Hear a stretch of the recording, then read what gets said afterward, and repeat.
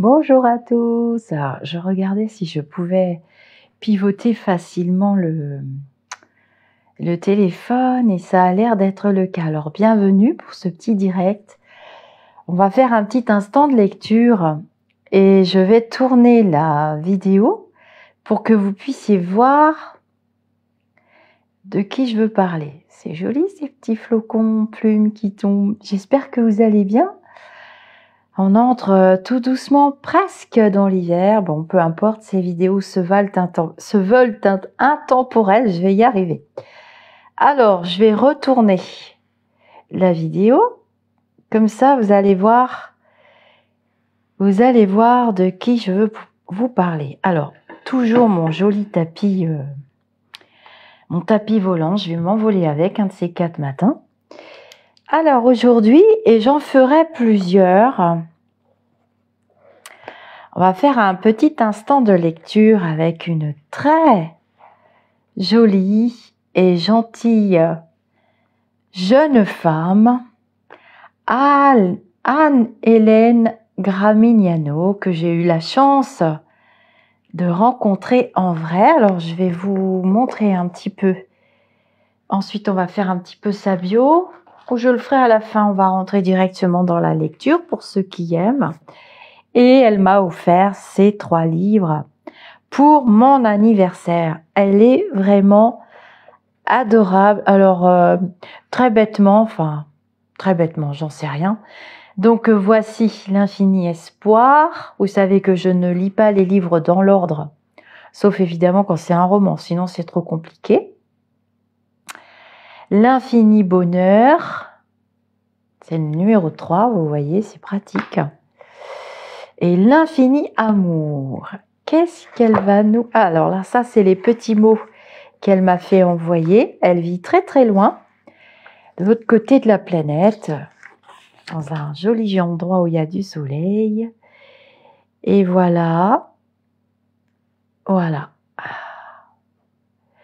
Chère Lisa, je te remercie pour la très belle lumière que tu crées autour de toi avec toute mon affection. Anne-Hélène, je regarde si c'est pas trop personnel. Ah, ça c'est très très bien, j'aime bien comment elle écrit. Je te souhaite le meilleur dans votre jeu. Je vis, j'aime beaucoup, avec toute mon affection. Et vous allez voir, je vais vous raconter, c'est... Voilà. Et chère Lisa, je te souhaite de reconnaître les signes qui seront sur votre chemin avec toute mon affection. Alors, vous pensez bien que c'est hyper précieux pour moi. J'ai manqué cruellement de temps pour me consacrer à ces lectures. Peut-être même que je vais lui consacrer carrément une playlist à notre très chère Anne-Hélène. Et de toute façon, je vais l'inviter sur notre chaîne Au-delà du spirituel, parce que vraiment, Anne-Hélène a le don, comme sa grand-mère avant elle. Alors, ça va être pas évident de mettre le téléphone comme il faut, parce qu'ils ont changé le format dans le truc là. Enfin bref, j'arrive plus en ce moment. Il a fallu que je me rachète un téléphone. Qu'est-ce que je peux user comme téléphone? C'est incroyable. Donc, Anne-Hélène a le don, comme sa grand-mère avant elle, de ce don parfois lourd, parfois tourné en dérision par les sceptiques. Anne-Hélène ne s'est jamais plainte. Grâce à lui, elle voit la lumière, entend les voix des anges et apaise les âmes de ses semblables, vivants ou non. De ce don, Anne-Hélène tire un espoir infini qu'elle choisit de partager aujourd'hui. Dans cette autobiographie sincère et bienveillante, Anne-Hélène Gramignano raconte 30 histoires, 30 anecdotes intimes et authentiques de son expérience de médium et dévoile les secrets de son univers. Alors, quand je l'ai rencontrée en vrai, et regardez ce qui est écrit. Originaire de Bourgogne, Anne-Hélène est mère de familles nombreuses et habite depuis 20 ans à Nouméa. Ses racines siciliennes et pieds noirs, ça ne s'invente pas, font d'elle une femme chaleureuse, bienveillante et empathique, qualités qui lui transparaissent dans sa manière de mettre son don de médium au service des autres, tout en conciliant sa vie de famille, son travail et ses amis. Voilà, alors quand je l'ai rencontré en vrai, non mais c'est complètement idiot. Je lui ai dit des banalités, mais à faire pleurer les morts, hein, c'est le cas de le dire. Bon, bah, rigolez pas la communauté, hein, vous me connaissez. J'ai pas l'air comme ça, mais je suis très très pudique. Et quand je rencontre quelqu'un qui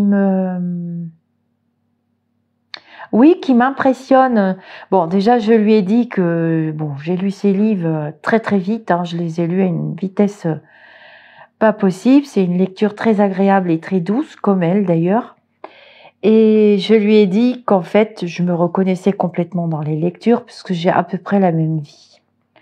Sauf qu'elle n'a pas choisi de faire profession. Voilà, elle a une profession d'après ce que j'ai capté, compris. Et je la regardais souvent, le peu que j'ai pu la voir, parce que j'ai été très très occupée au festival.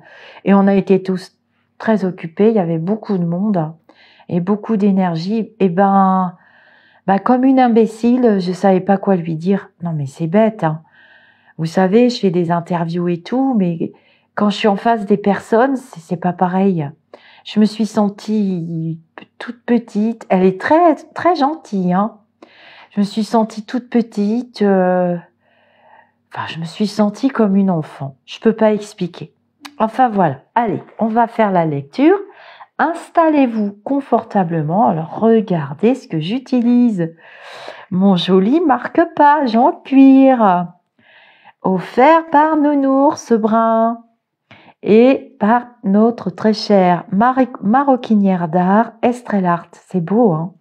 Il est juste magnifique et il a sa place dans le livre. Alors, je vous ferai plusieurs lectures. Ah bah, vous marquerez dans les commentaires et n'oubliez pas les pouces pour que les vidéos voyagent. Et vous me direz si ça vous plaît. Je sais que ça va vous plaire parce que moi, ça m'a vraiment beaucoup plu. Et puis, j'ai mis les petits flocons de neige. Ça va être sympathique. Allez, c'est parti. 2 missions en même temps. Très régulièrement, lorsque je sors de mon cercle amical, des défunts m'apparaissent pour que je leur serve de boîte aux lettres. Parfois, lorsque je sens que la personne destinataire du message est vraiment fermée, je ne lui dis rien et je m'en excuse auprès des défunts. Je leur demande de me laisser tranquille. Mais parfois ils sont tenaces et ils insistent jusqu'à ce que je craque et que je m'exécute. Cela s'est produit notamment lors d'un remplacement chez mon ancien employeur en 2014. J'avais gardé de très bonnes relations avec mes anciennes collègues. Aussi, quand Laurent, mon ex-compagnon qui m'a toujours tendu la main dans les moments difficiles de ma vie, comme celui de mon divorce ou le décès de ma mère, m'a proposé de revenir travailler le temps d'un congé maternité, j'ai accepté aussitôt. Depuis 2009, date de mon départ, une restructuration s'était opérée au sein des différents services. Des collègues avaient quitté la société et d'autres y étaient entrés. C'est ainsi que j'ai rencontré Séverine.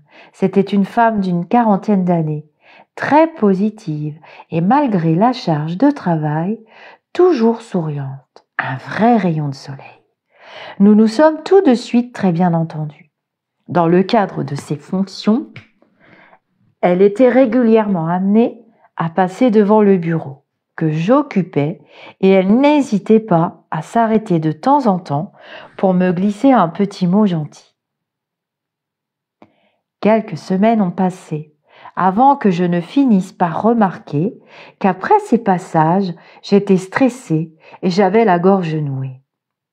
Néanmoins, je ne me suis pas attardée davantage sur ce ressenti, même si ces sensations m'étaient extrêmement désagréables. Au bout de plusieurs jours, j'ai quand même commencé à me poser des questions. Ces crises d'anxiété ne collaient pas avec ma satisfaction d'avoir repris mes anciennes fonctions, d'autant plus que je savais qu'elles n'étaient que temporaires. Tout le monde était gentil avec moi, Je n'avais aucune raison d'aller mal.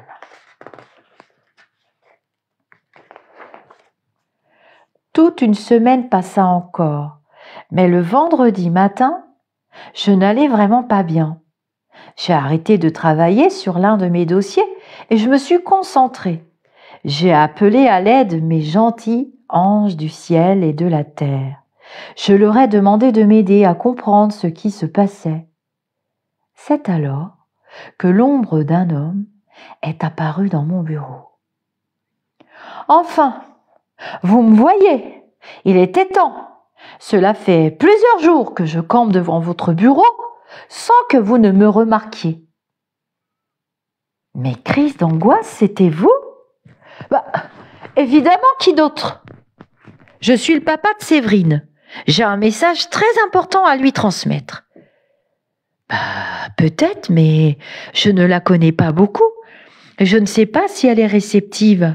Je la trouve super sympa et je n'ai pas envie de gâcher le début de notre amitié avec des histoires de l'au-delà. C'est comme vous voulez, mais je ne partirai pas tant que le message n'aura pas été transmis. J'ai tout mon temps. Ce monsieur m'a perturbée et j'ai compris qu'il n'allait pas me lâcher. Je me suis dit que peut-être ce remplacement au cabinet avait pour seul but de me faire passer ce message. Vu sa détermination, je me suis résignée à l'aider, quitte à passer pour une déséquilibrée. Bon, très bien. Je dois réfléchir à la façon de m'y prendre. Que voulez-vous lui dire ? Dites-lui que je l'aime, que je suis auprès d'elle, que je n'ai jamais cessé de l'aimer et de la protéger. Et autre chose ? Non, c'est tout. Je n'ai jamais pu le lui dire et j'ai absolument besoin qu'elle le sache. Je vous promets de faire de mon mieux, mais arrêtez de me stresser et de m'angoisser comme ça. Sur ces derniers mots, il a disparu. J'ai pu me détendre et réfléchir à une stratégie de communication. J'ai décidé d'enquêter auprès d'une autre collègue proche de Séverine, avec laquelle j'avais eu plusieurs conversations sur la médiumnité, à propos du degré de réceptivité de Séverine. Justement, Coralie passait devant mon bureau les bras chargés de dossiers. Je l'ai interpellée. Coralie, as-tu déjà parlé avec Séverine d'ésotérisme ? J'ai déjà essayé, m'a-t-elle répondu. Mais ces sujets ne l'intéressent pas, car elle n'y croit pas. Ah, c'est bien dommage. Pourquoi tu dis cela ? Tu sais quelque chose ? Oui, j'ai ressenti la présence de son père et il souhaite lui parler. Ah bon ? Je sais seulement que sa mère est décédée il y a peu de temps, qu'elles étaient très proches et qu'elle en est vraiment très affectée. Mais elle ne parle jamais de son père. Je peux pas t'en dire plus là. Sur ces paroles, Coralie est retournée à sa tâche, me laissant songeuse. Pas une seconde, je n'ai ressenti la présence de la mère de Séverine. Mais le suspense n'a pas duré longtemps. Séverine a fait irruption dans mon bureau quelques minutes plus tard. Elle m'a dit que Coralie venait de lui faire part de la conversation qu'elle avait eue avec moi et qu'elle était curieuse de savoir ce que j'avais à lui dire. Elle m'a dit qu'elle m'appréciait chaque jour davantage et que je lui inspirais confiance. Brièvement, je lui ai expliqué que j'avais la faculté de ressentir les personnes décédées et que ma mission était de transmettre les messages. Elle m'a fait part de ses doutes concernant les facultés des médiums, mais comme elle me voyait avec un autre regard, elle voulait bien que l'on discute de ce sujet. Tu sais, depuis plusieurs jours, ton père vient dans mon bureau, car il veut te parler. Séverine a été très surprise. Effectivement, mon père est décédé quand j'avais 1 an. Et je n'ai aucun souvenir de lui. De ce fait, Je n'ai jamais souffert de sa disparition. Par contre, je souffre bien plus du décès de maman. Ah, je suis désolée, mais à aucun moment je n'ai ressenti ta mère. Peut-être que vous avez pu tout vous dire avant son départ. C'est alors que j'ai délivré le message de son père. Séverine était interloquée. Elle m'a dit qu'elle devait réfléchir, qu'elle ne savait pas quoi penser de tout cela. Puis, le week-end est passé, et le lundi matin, elle est arrivée la première heure dans mon bureau. Ce que je lui ai dit l'avait beaucoup fait réfléchir, mais elle n'avait pas envie d'en parler. Elle était très inquiète et elle voulait être certaine que son père ne viendrait plus m'importuner. Je l'ai rassurée. Une fois le message passé, le défunt ne vient plus me tourmenter. Nous sommes donc restés amis sans vraiment évoquer plus avant ce qui s'était passé. Ce n'est que quelques années plus tard, une fois notre amitié consolidée, qu'elle m'a avoué, lors d'une sortie en mer, pourquoi le message de son père l'avait laissé ainsi de marbre. Depuis sa tendre enfance, elle savait par ses sœurs plus âgées que leur père avait eu des gestes déplacés à l'égard de l'une d'elles. Elle m'a regardé fixement dans les yeux et elle a repris. Comment aimer ce père incestueux qui a fait tant souffrir ma sœur? Lorsque tu m'as parlé de mon père au cabinet, nous ne nous connaissions pas assez pour que je te confie quel homme il était. C'est pour cela que je n'ai pas voulu t'en dire plus, et c'est aussi pour cela que son message d'amour n'a pas résonné en moi. Je n'ai rien rajouté.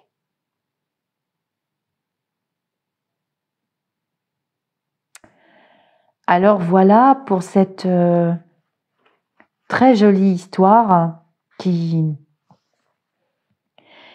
a bien résonné en moi parce que c'est vrai que les défunts se présentent à nous.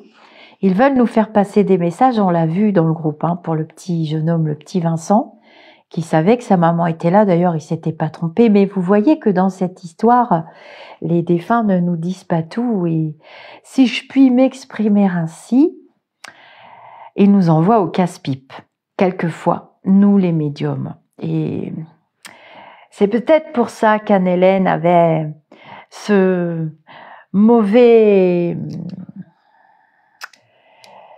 stress, ces angoisses, qu'elle n'avait pas un très très bon ressenti. Alors on va choisir une autre histoire. Alors c'est bourré d'histoires. Vous avez vu dans la playlist, je vous ai raconté des histoires. Alors moi je suis vlogueuse et Anne-Hélène est écrivaine. Et je trouve ça génial. Allez, une mamie s'invite à une dégustation de vin. Alors moi j'ai adoré cette histoire parce que ça m'est déjà arrivé aussi, vous l'avez dans la playlist. Mes histoires de médium, la mamie qui a fait couler un cœur en forme de bougie. Vous savez que les défunts peuvent agir sur la matière et d'après ce que j'ai compris, ils utilisent des énergies disponibles autour d'eux. Ça peut être l'énergie des animaux, ça peut être l'énergie des plantes, ça peut être vos propres énergies, ça peut être l'énergie d'enfants qui sont dans la maison, ça peut être l'énergie de votre conjoint et ils peuvent agir sur la matière. C'est bien noté dans le livre des médiums d'Alan Kardec. Les vrais médiums confirmés, on va dire ça comme ça, le savent très bien. Ils peuvent nous toucher, ils peuvent toucher nos cheveux, ils peuvent déplacer des petits objets quand il y a des événements importants à venir dans nos vies terrestres pour nous montrer leur amour et leur présence. Ils peuvent, moi je sais que chez moi, ils peuvent faire bouger les casseroles. Diling, diling, ça fait un petit bruit. Ils peuvent faire des petits courants d'air. Ça fait des petits courants d'air. Souvent froids ou un peu tièdes, mais c'est plus souvent froid. Ils peuvent faire ouvrir une porte que vous refermez, rouvrir une porte que vous refermez, rouvrir une porte que vous refermez. Ils peuvent bien entendu allumer des lumières. Ça, c'est très facile pour eux d'agir sur tout ce qui est électrique. La télévision, combien d'entre vous, j'ai entendu dire, même photographier des images dans leur télévision, quelquefois zik et puis on voit une espèce de forme fantôme.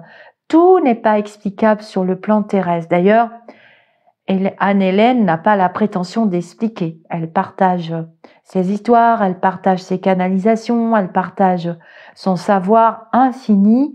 Et pour moi, c'est une grande dame de la médiumnité et elle met son temps terrestre à disposition des vivants et des défunts. Elle fait du contact défunt pur. Alors nous avons une autre très grande médium qui a accepté de vous offrir des contacts défunts sur la chaîne et je suis vraiment très très honorée d'avoir rencontré ces belles personnes. Vive le festival au moins pour ça.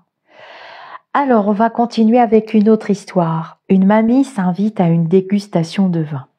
J'ai bien peur, les amis, qu'on s'amuse bien dans cette petite lecture toute douce. Nous étions désormais en juillet 2018. J'étais de retour dans ma chère Bourgogne. J'ai besoin d'y retourner aussi souvent que possible. Je me ressource chez moi au sein de ma famille, de mes amis, dans les rues de Dijon. Ce sont chaque fois de grands moments de bonheur intense. Ce 12 juillet, nous avions rendez-vous avec Marie, une amie depuis la maternelle, et son mari Alexandre. Cette année, elle nous avait réservé de belles surprises. En fin d'après-midi, nous avions rendez-vous avec Marjorie, l'une de ses amies, directrice commerciale au sein d'une maison prestigieuse de la route des Grands Crus, pour une dégustation de vin. Avec Christophe, tous deux passionnés de vin de Bourgogne, nous étions enchantés. Mais avant de nous y rendre, nous devions passer chercher Richard, le mari de Marjorie.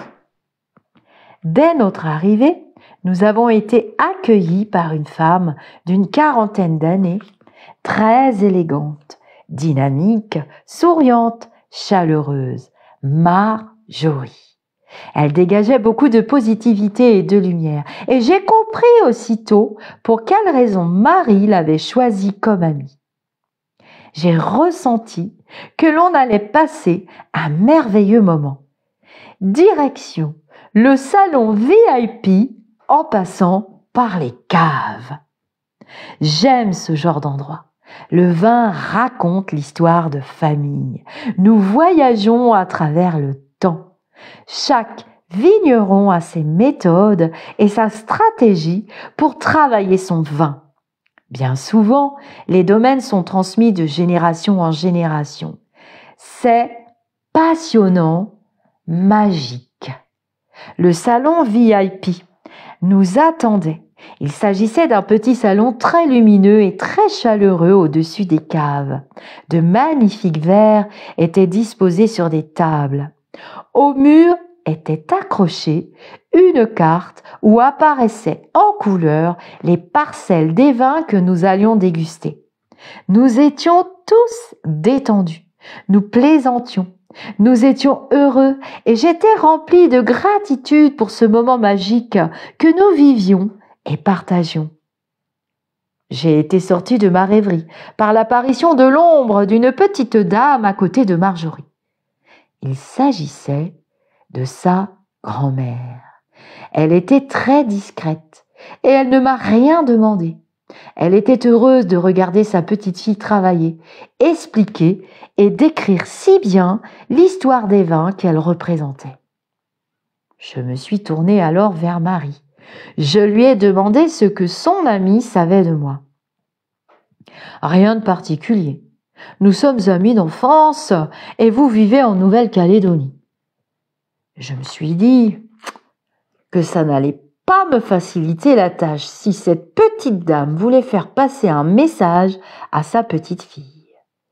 La dégustation a pris fin et nous avons convenu de dîner tous ensemble chez Marie et Alexandre. Cette dernière a proposé de faire une voiture fille et une voiture garçon. Ah là là, j'ai adoré cette idée. Nous nous sommes ainsi retrouvés à 3 dans la voiture de Marjorie. Nous étions un peu guillerettes. Il faut dire que nous n'avions pas forcément recraché les excellents premiers crus que nous avions dégustés. Marjorie m'a posé des questions pour en savoir plus sur ma vie. La dégustation avait eu pour effet de me désinhiber.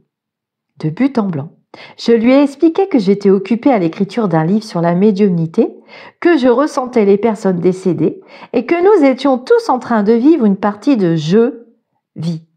Alors, je vous mets l'image du mot parce qu'elle l'a écrit comme elle me l'a offert ici, le je-vis. Vous voyez ? Marie, qui était assise sur la banquette arrière, s'est affolée.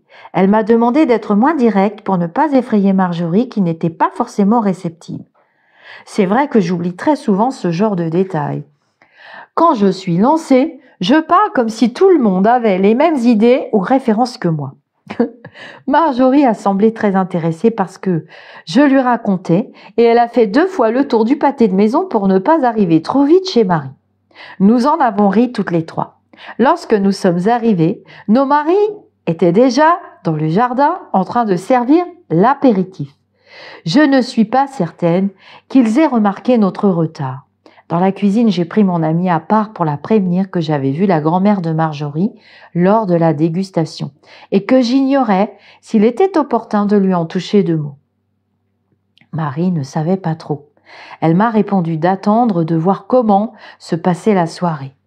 Nous nous sommes retrouvés tous les 6 dans le jardin pour prendre l'apéritif. Il faisait beau, nous étions bien et le courant passait merveilleusement entre nous tous. Marie a choisi un moment pour glisser tout bas à Marjorie que j'avais ressenti sa grand-mère quelques heures plus tôt. Cette information a interpellé Marjorie. Effectivement, sa mamie adorée était décédée au moment de la naissance de sa fille et elle avait été très affectée par son départ. Avec beaucoup de douceur, je lui ai proposé de nous mettre en retrait dans le salon pour échanger. Marjorie a hésité. Elle ne savait pas trop quoi faire. Cette situation lui faisait très peur et l'inquiétait. Je l'ai rassurée qu'il ne fallait pas avoir peur du contact avec les personnes décédées, car, dans la grande majorité des cas, ce sont surtout des messages d'amour qui sont transmis. De plus, j'ai insisté sur le fait que je repartais le lendemain pour la Nouvelle-Calédonie. Il faudrait attendre 1 an pour se revoir, sans avoir l'assurance que j'arriverai à être à nouveau connectée avec sa mamie. Marjorie a respiré et elle a accepté que l'on s'installe dans le salon. Elle m'a confié que sa fille avait déjà ressenti son arrière-grand-mère dans sa chambre et qu'elle avait eu très peur également. Je lui ai souri. Je lui ai assuré que tout allait très bien se passer. Je lui ai demandé de se détendre et de respirer lentement. J'ai fermé les yeux et je me suis concentrée. Sa mamie était présente. Elle était remplie d'amour, gentille et bienveillante. Elle voulait juste lui dire qu'elle était très fière d'elle et qu'elle avait énormément d'amour pour elle, que leur visite dans le jardin lui manquait, qu'elle aimait sa compagnie pour aller chercher les œufs dans le poulailler et surtout qu'elle aimait remplir sa maison de fleurs. D'ailleurs, dans le lieu où elle se trouvait actuellement, elle en était entourée. Marjorie était très émue. Elle avait reconnu sa grand-mère. Elle se rappelait les œufs et les beaux bouquets de fleurs. Elle a été immédiatement apaisée. Elle n'avait plus peur. Elle a essuyé ses larmes et elle m'a remerciée chaleureusement. C'était une grande première pour elle. Je lui ai souri et je lui ai répondu que je n'avais fait que mon travail. Oh non, C'est bien plus qu'un travail, m'a-t-elle répondu en me serrant dans ses bras. Nous sommes restés tous les 6 durant toute la soirée, baignés dans cette énergie d'amour, de magie et de lumière. Ce fut une soirée hors du temps et des conventions comme je les aime tant. Et c'est signé Anne-Hélène Gramignano. Alors, je vais vous représenter les livres dans l'ordre. Donc, je vais prendre la caméra. Voilà. L'infini espoir, autobiographie d'une médium, médaille d'argent de l'Académie Arts Sciences Lettres Paris. Elle est jolie, hein? Ben, elle est encore plus belle en vrai. Voilà. Moi, j'ai vu ses yeux. J'ai bien vu les yeux d'une grande médium. D'ailleurs, c'est bien dommage parce que sur les photos, on voit pas la couleur de ses yeux comme on voit pas la mienne. Elle a les yeux avec un petit peu de vert dedans. Le deuxième livre qu'elle m'a offert, c'est L'Infini Amour. Vous verrez dans ce deuxième livre, il y a de très beaux extraits aussi. Elle m'a donné son autorisation, bien entendu. Médaille d'argent de l'Académie Arts Sciences Lettres de Paris. Et le troisième livre, c'est L'Infini Bonheur. Ce sont des livres très agréables à lire. L'énergie est fantastique. Autobiographie du médium 3. Anne-Hélène Gramignano, auteur médaillé d'argent, Académie Arts Sciences Lettres de Paris. Bon, ben déjà, regardez les 3 petits cœurs, j'adore. Elle est juste fantastique. On voit qu'elle est lumineuse. Alors, c'est rigolo parce que sur cette photo, elle me fait penser à Estrelle Art. Voilà, c'est le même genre de femme. Hein. C'est le même genre de femme, avec de belles énergies et des personnes qui ne sont pas dans le jugement, qui souhaitent vibrer très haut et qui vibrent dans l'amour. De toute façon, elle a déjà accepté de venir sur la chaîne. Je suis bête, je viens de m'en rappeler. Je suis une vraie passoire en ce moment. J'ai hâte d'avoir des jours de vacances parce que j'ai beaucoup de mal à m'ancrer. Alors, on recommence. Livre numéro 1. Vous pouvez offrir des livres à Noël. C'est vraiment plus intelligent que des cadeaux débiles qu'on va poser dans des coins. Voilà, L'Infini Amour. Ceci dit, vous m'en offrez beaucoup des livres et j'aime bien vos découvertes. Alors, je vous dis namasté. J'ai envie de rester sur cette photo. Je vous dis namasté et je vous dis à très bientôt pour d'autres lectures croustillantes, nourrissantes, enrichissantes. N'oubliez pas les pouces et si vous souhaitez vous abonner à la chaîne, eh bien ce sera avec joie que je vous accueillerai, que nous vous accueillerons puisqu'il y a des nouvelles personnes avec qui je vais partager la chaîne YouTube, donc elles posteront les vidéos ou ils posteront les vidéos qu'ils ont à poster et moi je me mettrai dans mon canapé, je regarderai et j'écouterai des vidéos fantastiques, hein, chacun son tour. C'est un outil de partage et d'échange, cet outil technologique fantastique quand il est très bien utilisé. Et donc, vous pouvez vous abonner en vous créant un compte Gmail. Il y a déjà beaucoup de nouvelles personnes. Plus de 20 000 personnes nous ont rejoints cette dernière année. Enfin, il faudrait que je regarde les statistiques en détail, mais je devrais les recevoir à la fin de l'année. Vous êtes plus de 20 000 à nous avoir rejoints dernièrement. Et j'en suis très honorée. Et je tiens à remercier toutes les personnes qui m'ont soutenue, qui ont confiance en moi, qui ont confiance en mes lumineux et avec lesquels je continue d'échanger. Certains ont lié des amitiés, alors ça c'est fantastique. Le groupe Facebook Au-delà du spirituel, notre petit groupe, fonctionne tout seul. Ce sont vos échanges qu'il y a dedans.